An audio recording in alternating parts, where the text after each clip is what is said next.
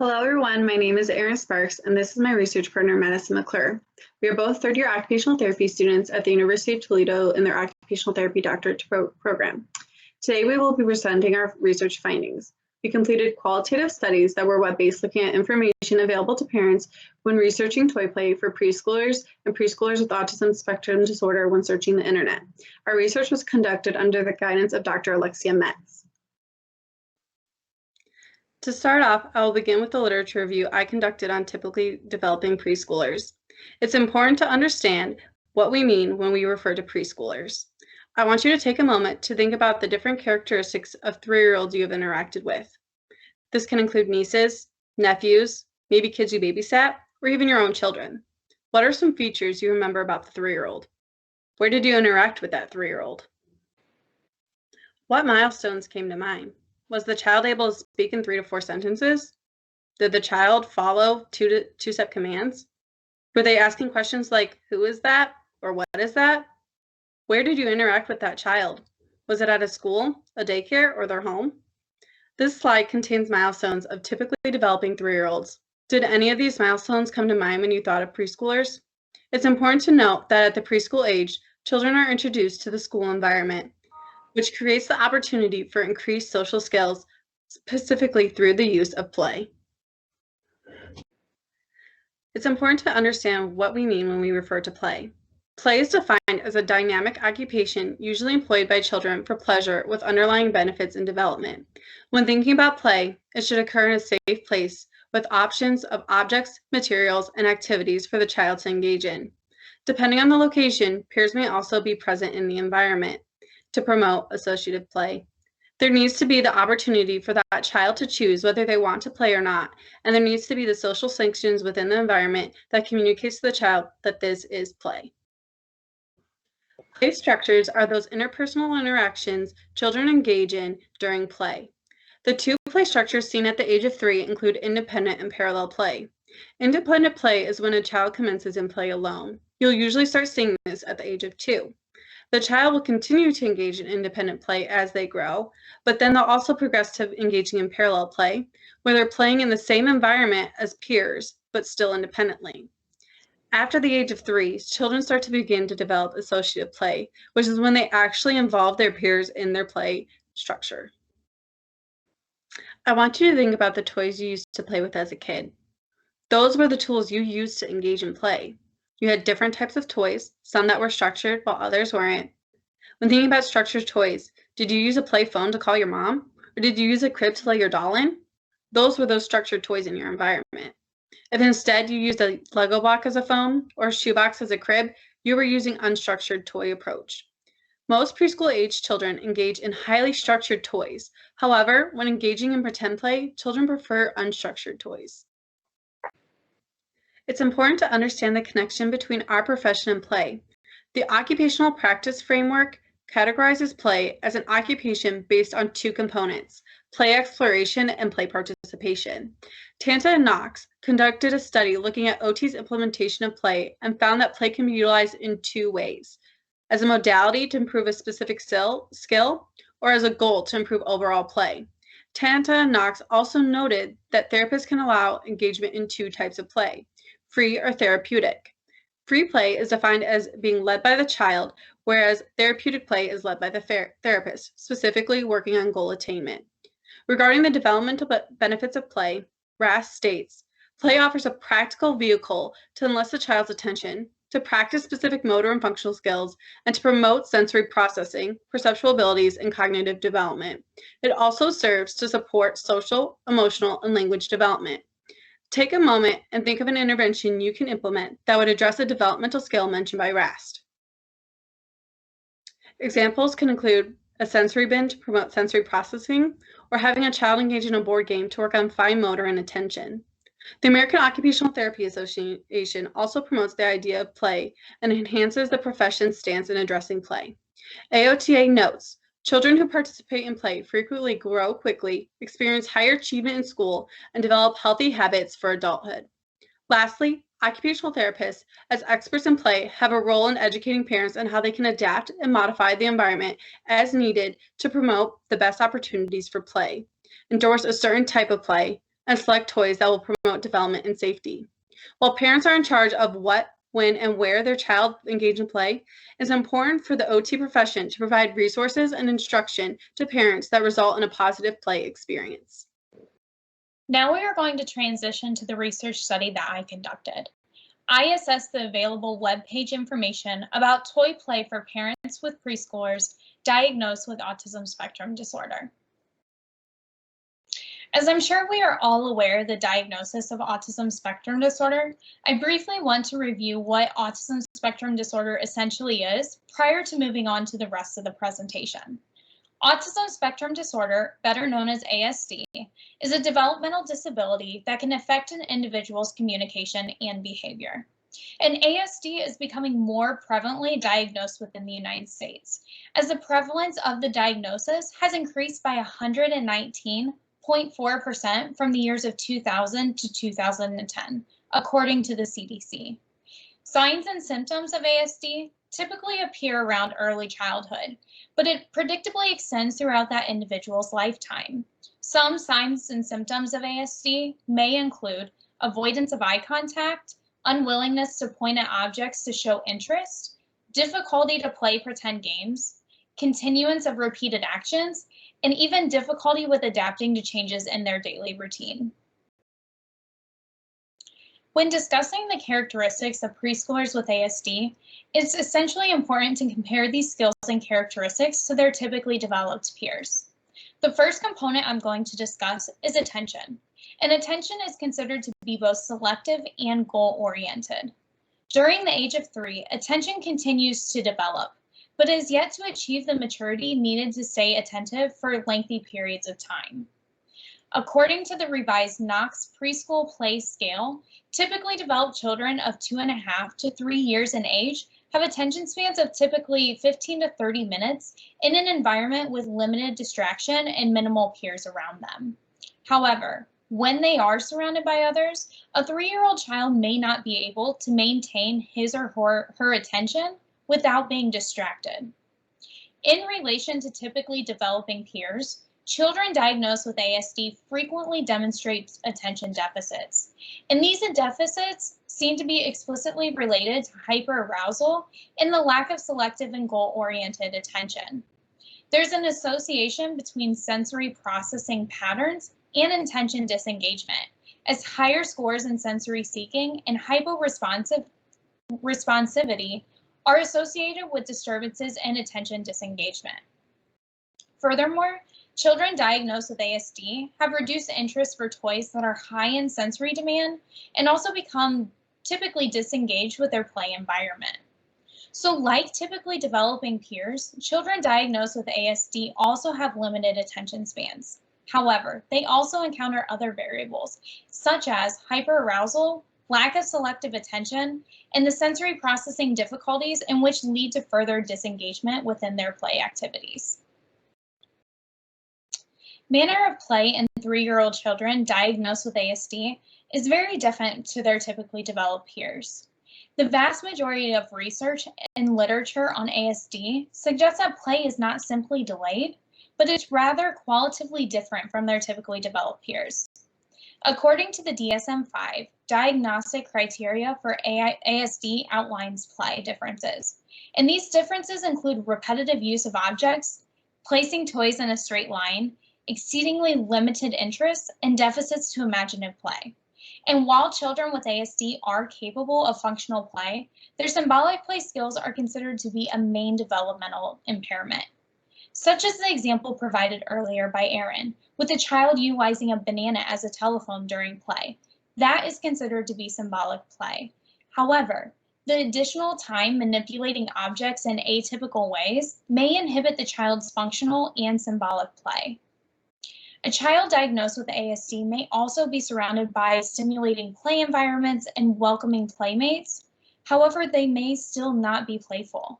And some studies have shown that preschoolers with ASD are less playful no matter the environment. So whether it be structured or unstructured, they consider to be less playful in comparison to their typically developed peers. as children diagnosed with ASD have difficulty participating in a variety of types of play, such as symbolic and functional play, compared to their typically developed peers, parents are also encouraged to provide additional guidance to increase their children's engagement in toy play, as well as to create an appropriate play space with appropriate toys for proper skill development. A research review conducted by the National Autism Center found that parent training and participation in the education of their children diagnosed with ASD greatly improved their overall interaction and play skills. Not only, this research found that the parent participation in teaching skills to their children also reduced symptoms of ASD, such as problematic behaviors and limited interests. Mothers are considered to be the stage managers behind the purchasing of toys and creating the play space for children within their home. In a recent study, mothers have ranked what really matters to them when purchasing toys for their children. And the four most big ratings by mothers consisted of price, quality, educational value, and product safety. The internet has also become a readily available resource for caregivers to utilize when seeking information about toys regarding their children. According to the Pew Research Center, almost 45 million parents in the United States utilize the internet, making up 43% of all US internet users. Studies have also found that 48% and 17% of parents utilize online ratings and reviews and experts' advice respectively when purchasing toys. However, parents have also reported frustrations in purchasing toys. And studies have found that these frustrations stem from increased prices, selecting good versus bad toys, toy quality, whether it's a good toy or not, poor information on the internet regarding the toy, too many choices of the toys provided on the internet, and the educational value appropriate to the toy. Now that we know a little bit more about the literature, it's important to understand the focus of our research and our results. For my study, the goal was to determine and analyze through the lens of occupational therapy what information regarding toy play for typically developing preschoolers is available to parents when they look on the internet.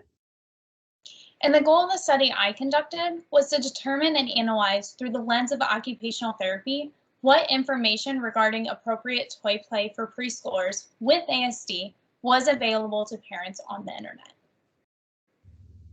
The studies were a cross-sectional analysis of the first 50 web page results based on if inclusion criteria were met. Google was chosen for both research studies as it is the most used desktop search engine within the United States.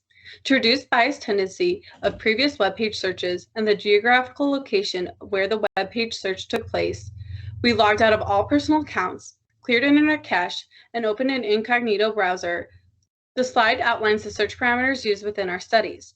Madison and I's studies followed the same search parameters except for the category all these words, where I used the term preschooler and Madison used the term preschooler with ASD. If the web pages included links to additional pages within the original site, it was considered a microsite and was included in review for inclusion and exclusion of the criteria. Additionally, after the establishment of inclusion and exclusion of web pages, and after initial thematic assessment, we each reviewed the others' results to ensure iterator reliability. Based on the iterator reliability completed within each study, each web pages and themes were finalized for further analysis.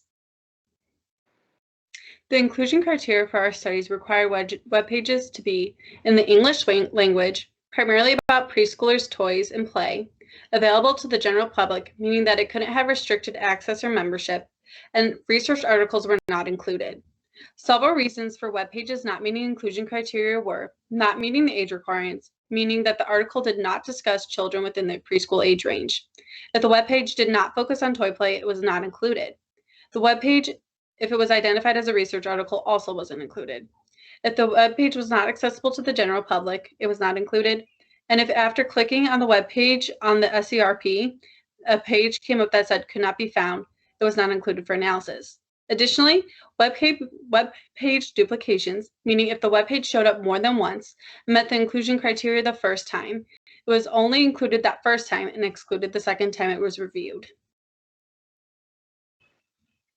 I completed the data collection for my study on a single day in May of 2020. The search included 115 sites consisting of 50 web pages and 65 microsites.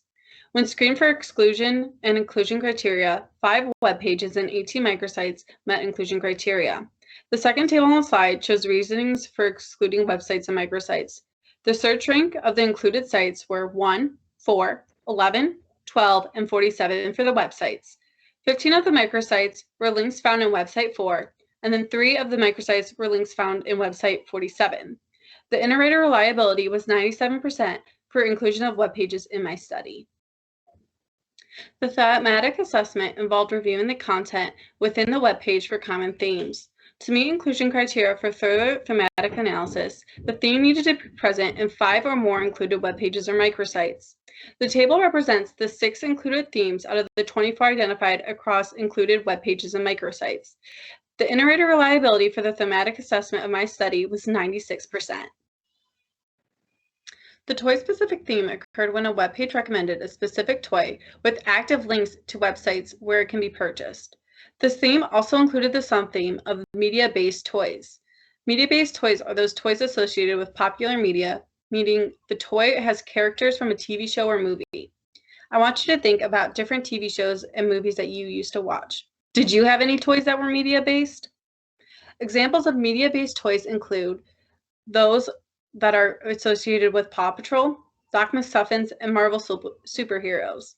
6 out of the 18 included sites promoted media-based toys. The child development theme occurred when the sites connected toys or play with change in children's skills that will benefit their growth. Child development was addressed in 2 ways. How skill development is achieved through play, and how specific toys promote skill development. When you think about child development toys, these can include those toys that have numbers, letters, or colors on them. This picture depicts a kid playing with blocks that have letters on them. The toy specs theme occurred when a site gave a description of the toy to better understand the different aspects of it. This includes the size, the price, and additional supplies needed such as batteries. The example on the slide is taken directly from one of the included sites. The activity-specific theme occurred when the site suggested toys centered around materials used for children's activities such as books, games, and crafts. Activity-specific toys allowed for the child to engage in creative play. This can include painting, maybe drawing, or even completing a puzzle.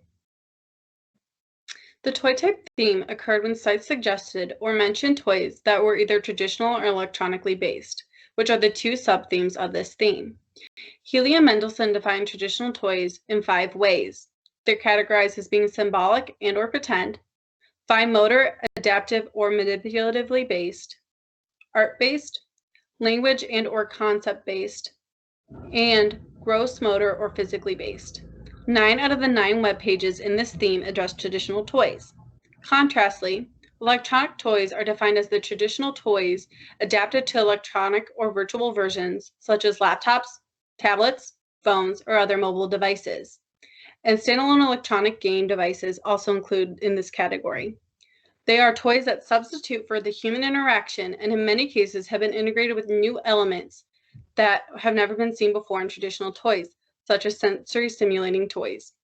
8 out of the 9 web pages had the toy theme that addressed electronic toys.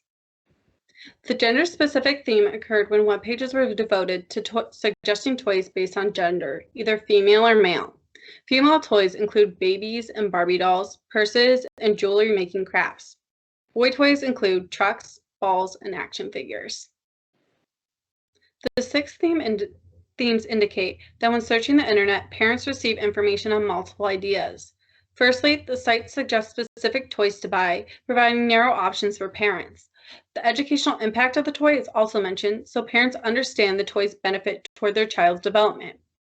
Item descriptions of the toy are given to understand the size, material, and additional equipment needed for the toy to be functional. Parents are exposed to items beyond those considered toys that can be used during play. A variety of traditional and electronic-based toys are recommended to parents. Lastly, blogs specifically recommend toys based on a child being a girl or a boy. With this understanding, occupational therapists may consider areas to focus on when educating parents. My study provided occupational therapists insight on topics they may want to address during parent education on toy play and typically developing preschool-age children.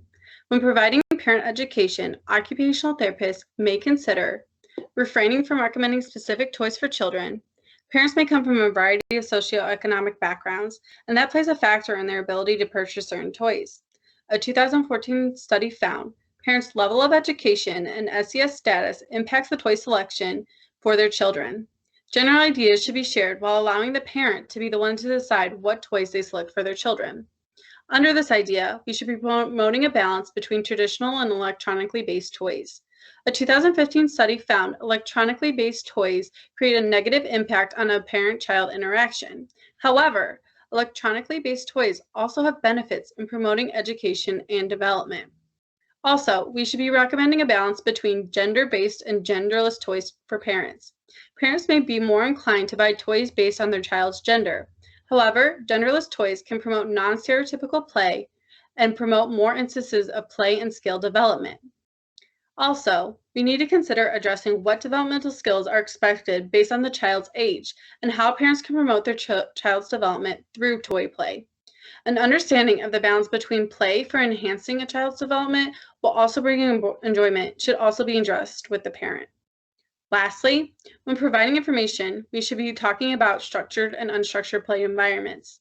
We should be addressing that there needs to be a balance between structured and unstructured toys in the child's environment because they offer different benefits. Structured toys go ahead and provide that skill development that can result in that greater enhanced level of learning. In contrast, unstructured toys allow more creative expression and engagement and exploration during play. When utilizing the determined inclusion and exclusion criteria, I analyzed the first 50 web pages presented in a Google Advanced Search, utilizing the set parameters previously mentioned by Erin. Based on the set parameters, only 5 of the 50 web pages met inclusion criteria, and 2 of the 5 websites that met inclusion criteria presented microsites within their text. Of the 8 microsites presented within the 2 websites, 1 microsite met inclusion criteria. So now that we look at the table presented on the slide, web pages were excluded from the study utilizing the exclusion criteria that Erin has previously mentioned. The top main reasons for exclusion included being a research article, not being specific to toy play, not being accessible to the general public, and also presenting as a Google advertisement. With the microsites included, 6 of the total 56 web pages met inclusion criteria for this study. Content of each web page that met inclusion criteria was analyzed to determine themes in relation to toy play with preschoolers diagnosed with ASD. So within the initial analysis, 14 topics were identified within the 6 web pages analyzed. The web page texts were then copied and pasted into separate Word documents, as well as an Excel spreadsheet being created to display topics found within each web page text. And this was primarily done for organizational purposes for inter-rater reliability. The inter-rater agreement was of 96% in relation to presented themes within this study. And topics that appeared in the content of 3 or more web pages were considered themes and further analyzed within this study. First, we are going to start off with parent education. And parent education was prominent throughout the 5 of the 6 web pages analyzed for themes within this study. All 5 web pages provided education for parents to further engage their child diagnosed with ASD in play. Web pages educated on toy demonstration during parallel play and recommended to not take control of the demonstration, but instead allow the child to try and figure out the purpose of the toy first prior to providing demonstration. Web pages also provided tips on how to further expand play, such as joining rather than guiding play, and also positioning oneself in front of the child during parallel play instead of to the sides or behind. The next category was play strategies, and play strategies was included in 4 of the 6 web pages analyzed. Web pages discussed play strategies such as various objects to use in play for preschoolers with ASD. Lowry was one author in which described that people toys, in which are toys for which the involvement of another person is necessary, such as blowing bubbles, are excellent places to start for play with children who are involved in less playful activities. Web pages also discuss how to extend or transition out of play time for preschoolers with ASD, and this is done through the use of visual structuring during play. The next theme was called Difficulty in Play with ASD. 3 web pages reference the difficulty of play for preschoolers diagnosed with ASD. And the web pages discussed that deficits of toy play, in which included limited toy play, repetitive play with toys, limited pretend play, and taking turns were all common with children diagnosed with ASD. And pretend play was further elaborated by web pages in stating that though it's often delayed in children with ASD, many can and ultimately do develop pretend play over time. The play environment was the next theme analyzed, and 3 web pages encompass the theme play environment by discussing the organization and location of a play space for children diagnosed with ASD. Web pages discuss that children with ASD may require larger amounts of personal space during play due to their sensory needs, and which will change from day to day. And web pages mention that the importance of visual arrangement of a play environment, as the arrangement only presents materials necessary to complete the activity, while also eliminating irrelevant and potentially distracting materials. Lastly, organization is very vital for children with ASD, as the child may feel overwhelmed and disinterested in play if toys are scattered about with zero sense of organization. And lastly, types of play was also referenced through 3 web pages analyzed within this study. And the 3 web pages collectively provided the typical progression of play skills, in which Erin discussed prior in the literature review. Web pages are also mentioned in the importance of progression of play skills for children with ASD, as they often exhibit lower levels of play behavior in comparison to their typically developed peers. The web pages also stated the importance of parents assisting their children to develop these play skills through proper modeling of toys. So despite being ranked 5, 7, 8, 10, 28 in the web search, with one microsite being within web page 28, the information provided in the now analyzed web pages can assist parents with play, utilizing the appropriate toys with their preschoolers diagnosed with ASD. However, because it is not presented with an initial ranking of the web search, parents may not be able to adequately locate informational web pages analyzed within this study. And the findings of the study suggest that despite their frustrations and limited time available, if parents of preschoolers diagnosed with ASD do have access to the internet and are willing to continue their web page search past the first 5 articles, they can find ample information regarding toys and appropriate play for their children on the themes that were previously mentioned in the prior slide. So based on the findings within the web pages and their appropriate themes, parents would further benefit from the internet as a source of information for toys if the included web pages within this research study were presented within the initial rankings of the web search. While 42% of all US internet users are made up of parents, it's likely that not all parents utilize the internet to gain resourceful information about toy play. Therefore, parents would benefit from additional resources outside of internet searches, whether it be books or educational videos, in which can provide resourceful information about toy play. Also, parents would benefit from more specific information about appropriate toys with their child diagnosed with ASD. And within this study, web pages had varying views on appropriate strategies for increased toy play. However, very little information was provided about specific toy items and appropriate descriptions of play with that item to elicit optimal play performance for that child with that specific toy. With further detail of the toy, parents would make more likely understand, follow, and also implement the recommendations provided for enhanced toy play. And lastly, parents would benefit from increased number of web pages in the web search that are supported or created by the American Occupational Therapy Association. And with the increased number of web pages in which are supported or established by AOTA, parents would be provided recommendations by a professional organization that not only interacts with children diagnosed with ASD, but they also formulate strategies and interventions that are clinically reasoned and unique for each child and specific to ASD. With information on the internet continuously changing, the webpage discussed in the studies could have been modified with updated information since we last reviewed it within the spring of 2020. And the availability of web pages may also change or not have been available since the date of data collection. Additionally, just utilizing the phrase ASD instead of autism spectrum disorder could have affected the results within the search engine during our data collection. Another reason is the subjective analysis of themes completed by the researcher and narrator may also have affected the results of the study concerning available information about toys for preschoolers, in which are both typically developed and diagnosed with ASD. There may have also been biases presented within the blogs that we included within our studies. And furthermore, toy play could have been different by the type of diagnoses a preschooler may have.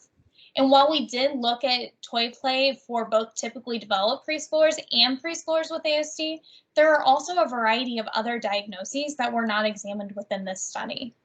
And lastly, the impact of the COVID-19 pandemic could have easily affected the type of information in which were presented on the internet resources and within the Google search engine.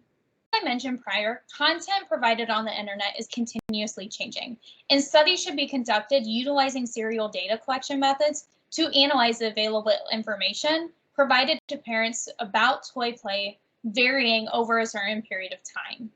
Future research on available information about toys for parents with preschoolers, both typically developed and with ASD, should also include readability and reliability of information presented within the web pages, as readers vary on education and socioeconomic statuses. Additionally, some parents may not be able to access the internet.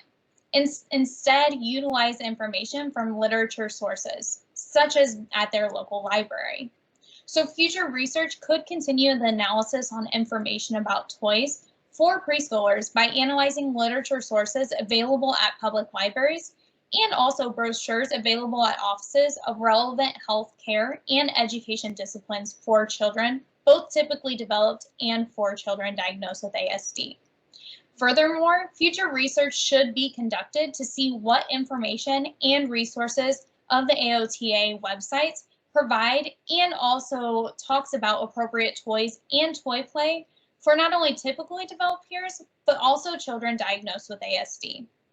And lastly, future research should encompass looking at toy play for children outside of the ages of 3, as well as preschoolers with various diagnoses of which are outside of the range of autism spectrum disorder. I'd like to take the time to acknowledge those who have supported us throughout the past 3 years of our research journey. First, we would like to thank Dr. Metz for her continued guidance, positive support, and encouragement leading us through the research process from start to finish. We would also like to thank the OTD faculty for teaching us the fundamentals of the OT profession and sparking our interest in this field of study. Also, we'd like to thank the class of 21 for always being there to lend a hand and providing words of advice and support throughout the past 3 years when we've definitely needed it. And lastly, we want to thank Cami Cahill for volunteering her time, assisting us collect data for our initial research study. Her assistance was of great value to us during that time frame of our scholarly projects.